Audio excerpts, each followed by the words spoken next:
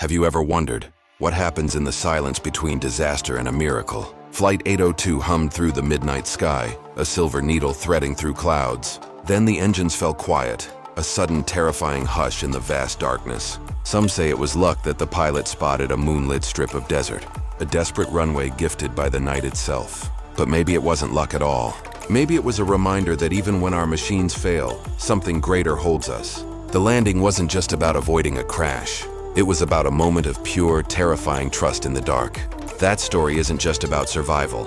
It's about grace, stillness, and the hope that even in the free fall, a safe landing is being prepared for us